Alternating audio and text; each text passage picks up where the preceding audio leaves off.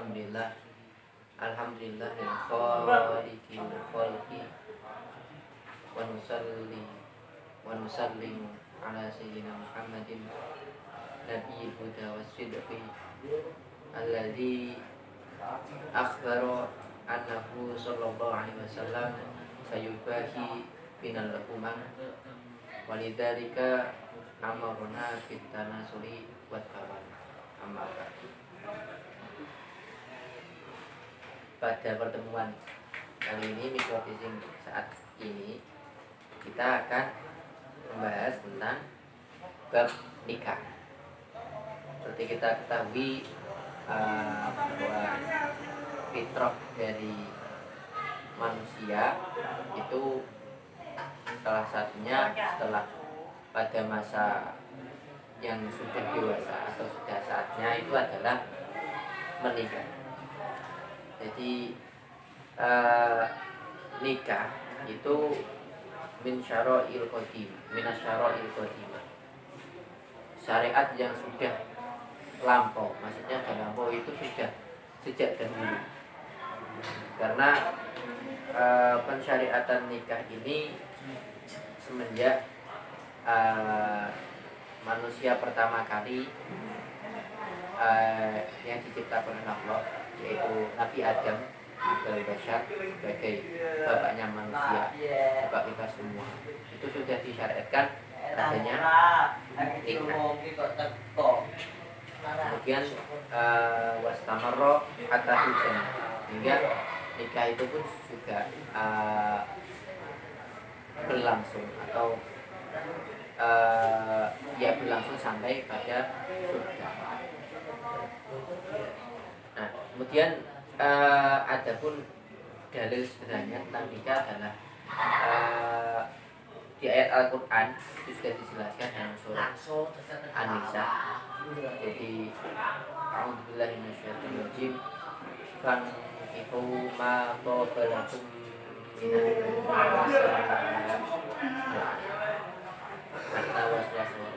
sampai akhir. Itu jelaskan bahwa memang syariat nikah itu disyariatkan Allah Ta'ala.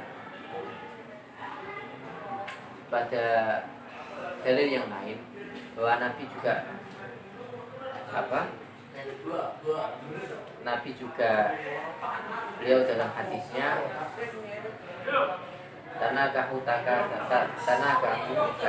fa inni mubadir bikumul bahwa Nabi itu mensyariatkan kita juga untuk menikah, karena Nabi nanti di saat yaumul qiyamah dia ada tulisan saksinya bikumul umam yaumul qiyamah, pada hari kiamat nanti Nabi akan berbangga dengan kita umatnya Nabi sebagai umatnya terbaik. Tapi dengan umat tersebut itu tentu adalah umat-umat yang baik pula yang diharapkan. Jadi bukan hanya sekedar banyak, tapi juga umat yang baik. Nah, adapun hukum dari nikah asalnya itu seperti kita ketahui di dalam literatur Islam bahwa nikah itu hukumnya secara normalnya itu sunnah. Tapi ada beberapa hukum nikah yang lain. Yang pertama adalah wajib. Hukum wajib itu ketika orang tersebut khawatir terjadi zina, atau secara bahasa lainnya adalah terjebak dalam perzinahan. Nah, yang seperti ini maka bisa menjadikan nikah itu menjadi wajib. Kemudian yang berikutnya adalah hukumnya makruh. Kapan itu nikah menjadi hukum makruh? Ketika orang tersebut tidak menghendaki menikah atau tidak menghendaki mempunyai keturunan, Atau di samping itu setelah dia menikah ada kemungkinan terputusnya amal ibadah. Nah itu makruh. Kemudian menikah yang selanjutnya adalah hukumnya mubah. Jadi mengikuti qaidul fiqhiyah. Jadi hukum segala sesuatu itu mubah. Nah mubahnya itu kapan?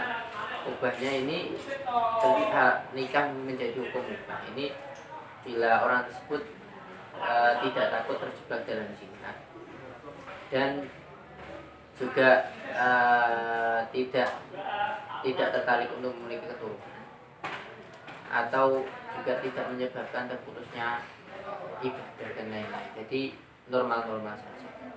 Dan maksudnya ya berlangsung secara normal saja. Kemudian yang hukum berikutnya adalah haram. Kapan hukum nikah itu malah menjadi haram? Yaitu ketika nikah itu terjadi malah bisa mensakiti satu sama lain. Maksudnya mungkin mensakiti baik fisik maupun batin. Ataupun setelah nikah nanti dia tidak mampu atau malah tidak mau memberi nafkah lahir serta batin.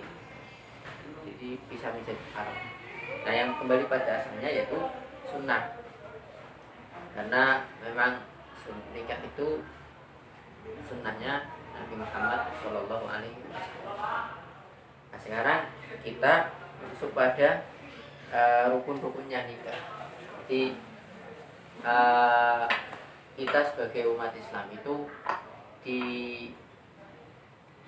benar-benar dijaga perbuatannya oleh Allah Ta'ala. Jadi kita itu sebagai manusia, lebih Masya Allah kita ditakdirkan sebagai umat Islam itu diberikan nikmat yang luar biasa Allah Ta'ala itu dalam bentuk keimanan kita pada Allah Ta'ala. Dan bukti bahwa Allah itu sangat menyayangi makhluknya, menyayangi kita semua itu adalah Allah itu memberikan syariat yang sangat luar biasa. Seandainya kalau kita tidak diberikan syariat pernikahan mungkin ya naudzubillah seperti hewan itu. Jadi kalau mau nafsu ya langsung aja. Tapi kita itu sebagai umatnya Nabi Muhammad pun kita diberikan syariat nikah. Sekarang rukunnya nikah. Rukun itu sesuatu yang ada atau wajib ada saat ibadah itu berlangsung. Yang pertama itu mempelai laki-laki seperti yang saya tulis di sini ada 5. Jadi arkanun nikah itu khamsatun, ada 5. Yang pertama mempelai laki-laki. Terus yang kedua mempelai perempuan. Yang mana kedua-duanya ini punya syarat. Syaratnya apa? Yaitu tidak mahram. Dan tidak mahram itu yang seperti apa? Yang biasanya nanti akan diukur di babnya sendiri. Yang penting itu bahwa mahram itu adalah saudara yang dekat atau saudara sekandung, baik dari bapak atau dari ibu, liab atau liabawen atau lium gitu. Kemudian pakde, pakle, ponakan, nah itu mahram, jadi haram dinikah. Terus syarat berikutnya adalah adanya wali. Jadi ini sangat penting, terutama pada kita mazhab Imam Syafi'i. Karena nikah itu memang yang paling penting adalah wali. Nah wali itu nanti juga ada stratanya, ada tingkatannya. Paling utama adalah bapak, kemudian setelah bapak siapa lagi. Nah, cuman pada ketika di masyarakat awam itu kadang kita mengenal ada namanya penghulu atau naib.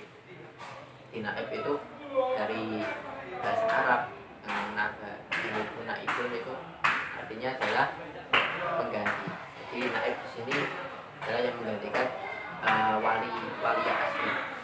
Namun kita perlu ketahui bahwa naib di sini tentu harus izin dengan wali. Kalau wali masih ada untuk menikah gitu. Setelah wali ini kemudian ada saksi. Nah saya buat perumpamaan ini. Jadi Dari sini ke dia ada mempelai laki-laki, ada mempelai perempuan. Anggap saja ini namanya Faiz dan ini Faizah. Mau nikah, maka harus ada wali. Walinya siapa? Walinya contohnya ini walinya. Tapi perlu diketahui juga. Jadi biasanya kadang di TV-TV, di sinetron itu kan antara mempelai laki-laki dan perempuan itu kan duduk bersebelahan. Itu lebih baiknya memang mempelai perempuan itu tidak didampingi karena kan belum halal. Jadi cukup mempelai laki-laki dengan walinya yang melakukan akad nikah. Dan di samping ini juga harus ada dua orang saksi. Yang dua orang saksi ini harus adil. Ini contoh saksinya ada dua orang saksi. Ini adalah wali. Ada dua orang saksi. Kemudian ini melangsungkan akad nikah. Karena akad nikah ini menjadi rukun ke-5-nya, yaitu sigot. Sigot itu akad nikah.